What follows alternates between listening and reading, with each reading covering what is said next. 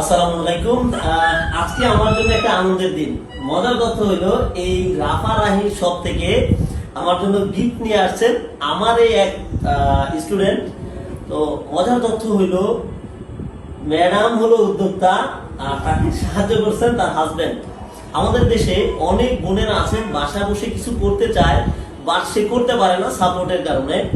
আর এইখানে তার ম্যাডাম আমার কাছে ডিজিটাল মার্কেটিং এর কোর্স করছে এবং সে এই দুইটা ছোট বাচ্চা নিয়ে আপনারা দেখতে পাচ্ছেন ফুললি সাপোর্ট দিয়েছে।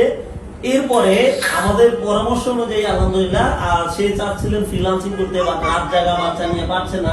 তো আমি আলটিমেট তাকে পরামর্শ দিলাম যে আপনি বিজনেস করেন এবং বিজনেস করে সে প্রথম তার উদ্যোগেই যখন আমি বলছি আপনি যেটা ভালো পারেন সেটাই করেন, তো সে শুরু করছে এবং আলহামদুলিল্লাহ আলটিমেট তা ম্যাডাম যদি বলেন কতগুলো ইয়া তৈরি করছিলেন প্রথমে প্রোডাক্ট?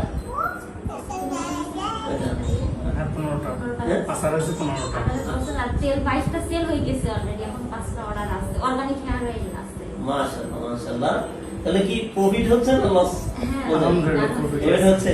কি মনে হয় এটা কি একটা ব্র্যান্ড আকারে দাঁড় করানো পসিবল? ইনশাআল্লাহ ইনশাআল্লাহ। এটা কি ফ্রি না কোনো প্রমোশন করছিলেন?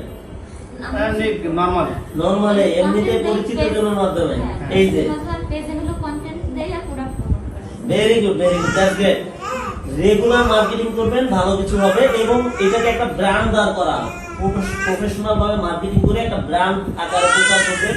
রিয়েল মার্কেটিং যদি করেন এবং এটা অথেন্টিক যদি প্রোডাক্ট দেন হিউজ সেল হবে এবং একটা ভালো আর্নিং করা পসিবল। এটা ব্যবসার উপরে পৃথিবীতে কিচ্ছু নাই, সো এটা করেন। ঠিক আছে, থ্যাংক ইউ ভাই।